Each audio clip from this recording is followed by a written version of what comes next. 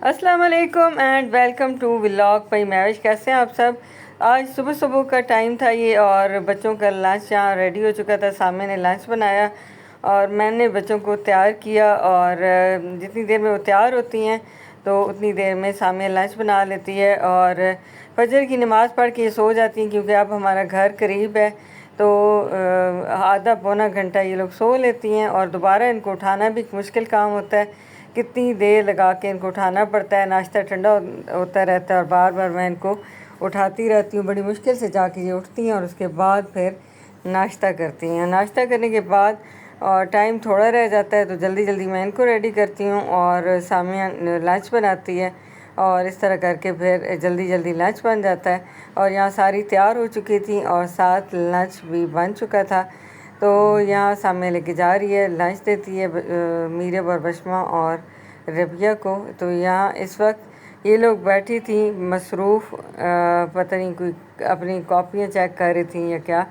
और यहाँ मीरब जो है अपने स्कूल के मैसेजेस चेक कर रही थी और रबिया एंड पे रह जाती है। रबिया हमेशा ही लेट होती है, सारे तैयार होके स्कूल चले जाते हैं और रबिया अभी चीज़ें ढूंढती फिर रही होती है। कभी इसको कुछ नहीं मिल रहा होता तो कभी कुछ नहीं मिल रहा होता। तो बशमा और मीरब की आदत है कि ये अक्सर अपना बैग जो है वो रात को तैयार करके सोती हैं, लेकिन रबिया के सारे काम निराले हैं। वो हमेशा ही सारे काम अगले दिन पे छोड़ देती है और फिर लेट हो जाती है। बच्चों के जाने के बाद फिर मैंने घर के काम स्टार्ट कर दिए और यहाँ आप देख रहे हैं किचन की सफाई भी हो चुकी थी और ये हमारे किचन का सारा सामान कमरे में पड़ा हुआ है। काकरोचेस के लिए मैंने कई हरबे आजमाए हैं ताकि किसी तरह वो ख़त्म हो जाएं और किचन जो है हमारा साफ़ सुथरा हो जाए, तो तब मैं उसमें बर्तन रखूं और सारे जितने भी स्पाइसेस वाले जार्स हैं वो रखूं। लेकिन फ़िलहाल तो कोई उसका हल नहीं निकल रहा। तो जो जो टोटके मैंने आजमाए हैं वो मैं आपके साथ भी इंशाल्लाह नेक्स्ट टाइम शेयर करूँगी और साथ साथ ये भी बताऊँगी कि उसका असर हुआ या नहीं हुआ, कि किस चीज़ से थोड़ा बहुत फ़र्क पड़ रहा है। तो ये इंशाल्लाह मैं कल या परसों आप लोगों के साथ शेयर करूँगी सारी डिटेल। और अब थोड़े कम होते जा रहे हैं, पहले तो बहुत ज़्यादा थे और लगता है कि जो एंड पे रेमेडी मैंने यूज़ की है वो काम कर गई है। तो उसकी डिटेल सारी मैं आपके साथ शेयर करूँगी। जिन घरों में भी कॉकरोचेज़ होते हैं वो ये टिप आजमा सकते हैं। तो यहाँ मैं ले आई थी टींडे, बैठ के आजकल मैं काटती हूँ। पहले मैं किचन में सारे काम खड़े खड़े करती थी और भला हो कॉकरोचेस का। अब मैं किचन में तभी जाती हूँ जब यहाँ सारी सब्ज़ी कट चुकी होती है, सिर्फ चूल्हे पे रखना होता है, मतलब बनाना होता है खाना। क्योंकि मुझे इतनी उलझन होती है, किचन में कॉकरोचेज़ होते हैं तो वहाँ मैं खड़े होके अब कहाँ सब्ज़ियाँ काटूँ। तो मुझे लग रहा होता है कि सारा काउंटर भी गंदा है। तो फिर मैं ऐसे करती हूँ कि कमरे में बैठ के जितनी भी सब्ज़ियाँ होती हैं उनको पहले छील लेती हूँ, फिर धो लेती हूँ, फिर इधर ही बैठ के सारी कट कर लेती हूँ और उधर जाके फिर सिर्फ कढ़ाई चढ़ाती हूँ चूल्हे पे और साथ साथ खाना बना लेती हूँ। फिर उधर ही खड़े खड़े साथ रोटी भी बन जाती है और इतनी देर में फिर बच्चे आ जाते हैं, फिर खाना उनको सर्व कर देती हूँ। तो फिर अब इजी हो गया। पहले जब पुराने घर में थी तो उसमें ये वाला मसला नहीं था कॉकरोचेज़ वाला, तो मैं उधर सारे काम खड़े होके करती रहती थी। लंच भी मैं खुद बनाती थी और जितने भी काम थे किचन में खड़े हो के, तो मेरे पैरों में इतना शदीद दर्द रहता था और शदीद जलन रहती थी और मुझे समझ नहीं आता था कि मैं इसका क्या हल निकालूं। शायद मेरे मैदे में मसला है या क्या है, पैरों में इतनी ज़्यादा शदीद वाली जलन क्यों होती है। तो इस घर में मैं जब से आई हूँ शुरू वाले दिनों में मुझे बहुत जलन हुई है पैरों में, क्योंकि काम बहुत ज़्यादा था और शिफ्टिंग की हुई थी तो सारे घर को सेट करना और काफ़ी सारे काम होते थे। तो फिर मेरे खड़े खड़े ही दिन गुजरते थे। लेकिन जब से थोड़ा घर सेट हो गया तो अब मैं कोशिश करती हूँ कि किचन का जो भी काम है सिर्फ सिवाय बर्तन धोने के सारे काम मैं रूम में बैठ के करती हूँ। तो बैठ के कर रही होती हूँ तो पाँव बहुत ज़्यादा थक नहीं रहे होते, तो फिर इतनी ज़्यादा पैरों में जलन नहीं होती और आजकल बड़े सुकून में मेरे पाँव। वरना मेरे पैरों में इतना दर्द और जलन रहती थी कि मुझे समझ नहीं आता था कि मैं क्या करूं। तो मैं डिफरेंट टोटके आजमा रही होती थी खुद पे, कभी कोई ठंडी चीज़ें खा रही होती थी तो कभी जो है मुझे लगता था कि मुझे खून की कमी है, तो उसके लिए फिर मैं जितनी भी आयरन सप्लीमेंट्स थे वो स्टार्ट कर दी मैंने, वो भी लेती रही हूँ।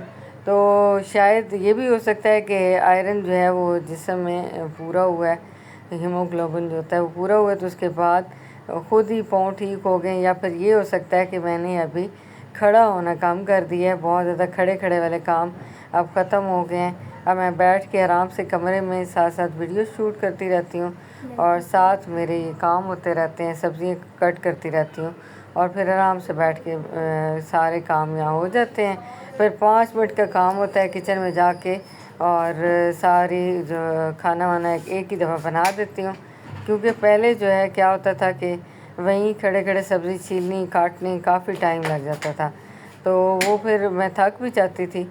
और अब ये वाला काम मुझे इजी लगता है कि बैठ के सारे काम कट कर लो और थोड़ा रेस्ट भी हो जाता है। और काम सामी आजकल घर पे होती है तो थोड़ी बहुत वो हेल्प करा देती है, कुछ मैं खुद कर लेती हूँ, तो बहुत जल्दी काम हो जाते हैं।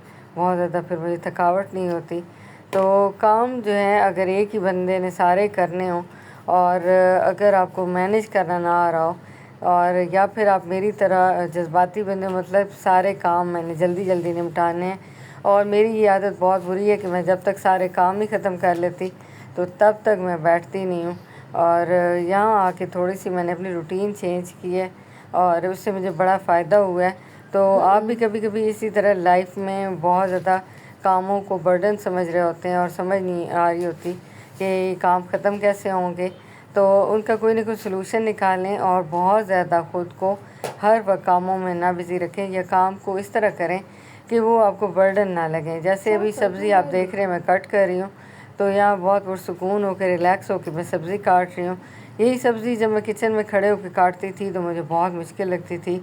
लगातार पहले बर्तन धोना, फिर किचन साफ़ करना, फिर उधर ही खड़े खड़े फिर खाना बनाना, सारी सब्ज़ियाँ छीलना काटना, फिर आटा गूँधना। तो वहाँ इतनी देर जब खड़े होते हैं तो फिर इंसान थक ही जाता है। तो ये वाला तरीका आप भी आजमाइए। और जो जो आपकी एज बढ़ रही होती है तो ज़ाहिर बात है जिस्म में कमज़ोरियाँ बढ़ रही होती हैं, क्योंकि हमने अपनी डाइट का तो ख्याल रखना नहीं है। तो जब आप 35 प्लस हों तो आप कोशिश किया करें कि हर काम को करने का थोड़ा अपना तरीका चेंज करें, क्योंकि इंसान की जो बॉडी है वो कोई स्टील की बनी हुई नहीं है कि आप जितना उससे काम लेते रहें तो थकेगी नहीं।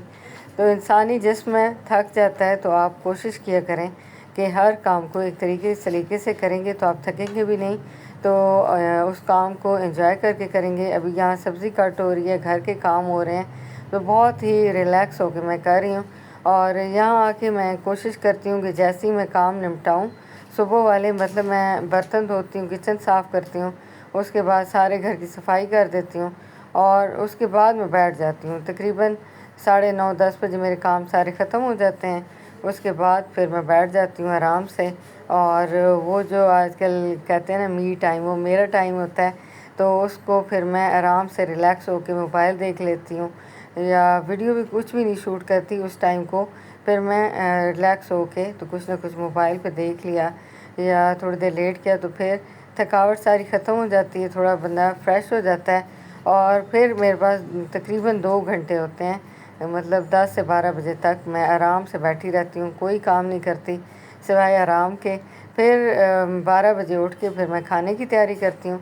और यहाँ आप देख रहे हैं कि कितना झटपट हमारा खाना बन गया है। यहाँ मैंने पहले प्याज ब्राउन कर ली, फिर उसमें स्पाइसेस ऐड कर दिए जो रेगुलर स्पाइसेस होते हैं, और उसके बाद ये जो सब्ज़ी कट करके रखी थी टिंडे और आलू, उसको डाला है, थोड़ा सा उसको भूना और फिर पानी डाल के तो इसको मैंने छोड़ दिया जब तक हमारे टिंडे और आलू गल जाएंगे। उतनी देर में मैं रोटी बना लूँगी, तो ये मेरे दोनों काम यहाँ निमट जाएंगे और मुझे बहुत ज़्यादा खड़ा भी नहीं होना पड़ा। और यहाँ हमारा मज़ेदार सा सालन तैयार है। आज टिंडे मैंने डिफरेंट तरीके से बनाया, वरना मैं ये टिंडे से बनाती हूँ, आलू अंदर नहीं डालती। तो मैंने कहा 2 टाइम पूरा हो जाए। कल भी मेरे साथ यही मसला बना कि करेले मैंने बनाए, तो करेले बच्चों ने एक ही टाइम सारे खा लिए और सेकंड टाइम फिर मुझे खाना बनाना पड़ा। तो वो फिर इंसान थक जाता है, मुश्किल लगता है। तो इस तरह करके फिर मैंने 2 टाइम का मैंने कहा खाना बना लूँ, सालन बन जाएगा 2 टाइम का, तो फिर शाम को सिर्फ रोटी बनानी होगी। तो ये था आज का हमारा छोटा सा व्लॉग। उम्मीद आपको पसंद आया होगा। तो कल मिलेंगे किसी और मज़ेदार सी वीडियो के साथ। अल्लाह हाफ़िज़।